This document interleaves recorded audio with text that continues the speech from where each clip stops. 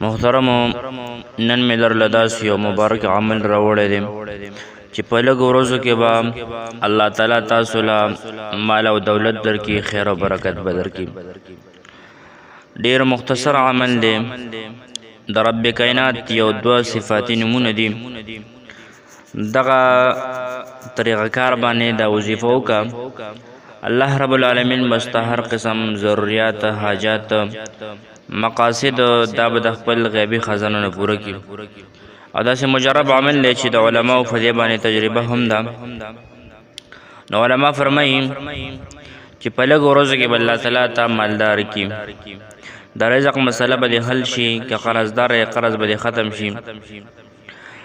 نو ته به داسې طریقه کار سره دا وظیفه کې چې روزانه به ته د خپل حیثیت مطابق څومره ستا وس دی، 10 روپۍ دې وس کېږي، 20 روپۍ دي، 50 دي، 100 دي، 500 زر، د خپل حیثیت مطابق به یو لوټ راوالی، یو کرنسی به راوالی. که پاکستان کې پاکستانی کرنسی، که بهر ملک نو د هغه کرنسی د خپل وس موافق په هغه نوټ باندې، په هغه پیسو باندې به ته د الله رب العالمین دا دو صفاتي نومونه 11 پیرې دم کې بیا به هغه لوټ راوالی، یو غریب مسکین ته بیا ورکړي.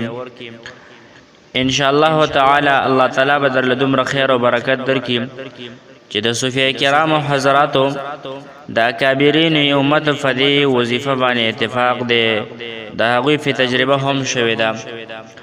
نو ته به د رب کائنات دو نومونه یا رزاق یا الله، یا رزاق یا الله، دا دو نومونه به ته 11 پیرې وي او په هغه لوټ باندې که د 20 دی او که د 10 دی او که د سکې دي 15 روپۍ وسته کېږي ام پې دم کا.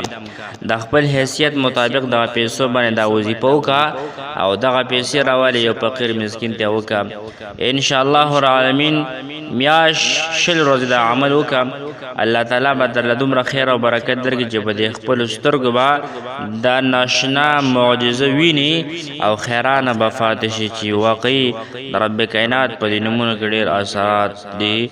الله رب العالمین مو خوشحاله او آباد ساته. څومره ملګري چې نوي دي نو هغوی ته درخواست دی چې دا چینل د سره سبسکرایب کړئ. جزاکم الله خیره.